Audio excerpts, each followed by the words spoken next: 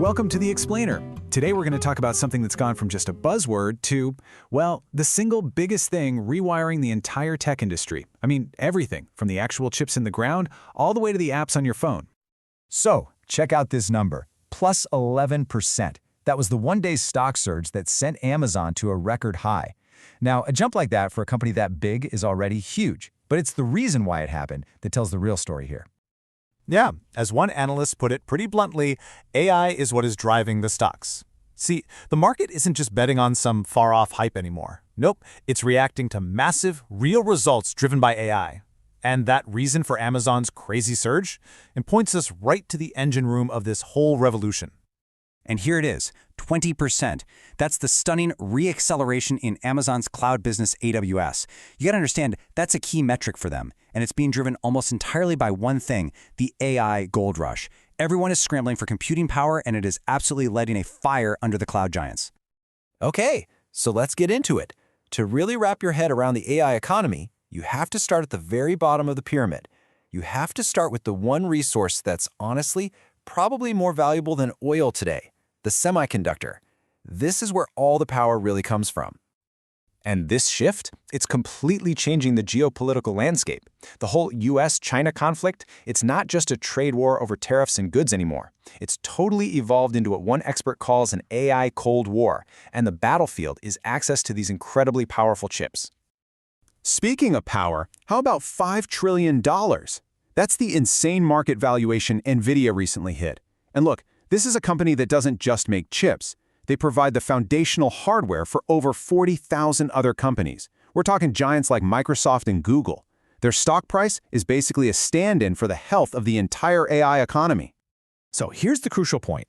This whole situation creates an incredible sense of urgency.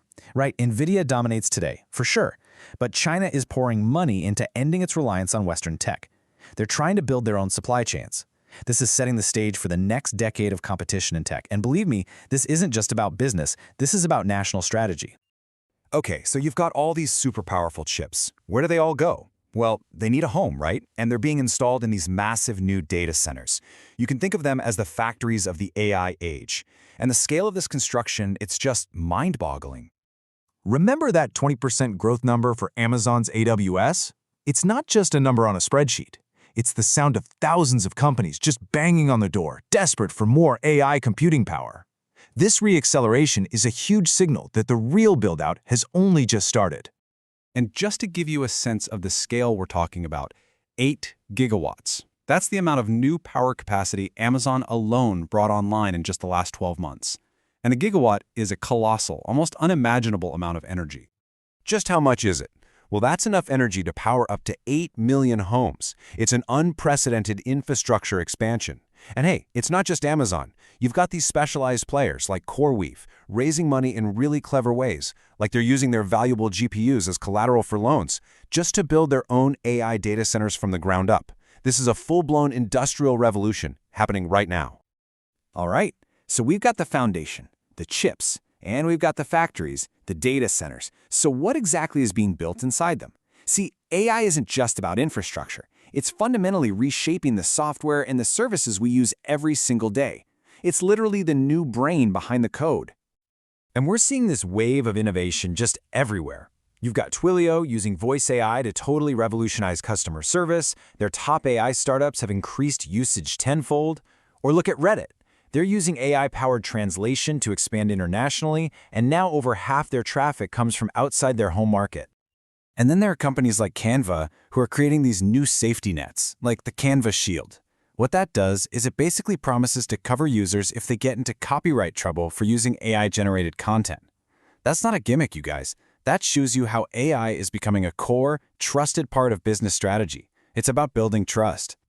But you know, this whole tech revolution isn't just about corporations and cloud services.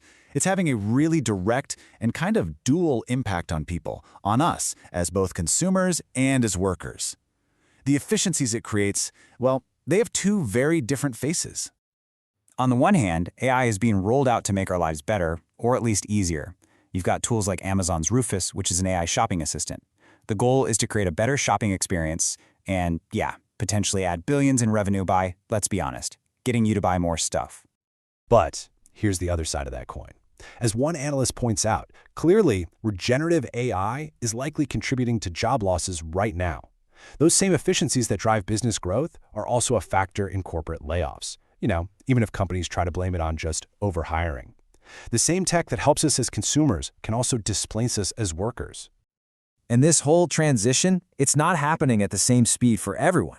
I mean, a giant like Apple is still trying to figure out its consumer AI strategy. They're targeting 2026 for an improved Siri. That really highlights that some of the biggest players in the game are still trying to find their footing in this brand new world. So, the takeaway is this. The AI engine is firing on all cylinders, from the chips to the code to us, the consumers. It's creating enormous wealth, brand new capabilities, but it's also forcing some really difficult transitions for workers and even for legacy tech giants. The only question now is, who can keep up and who's going to be left behind? If you enjoyed this episode, please like, comment, share, and subscribe.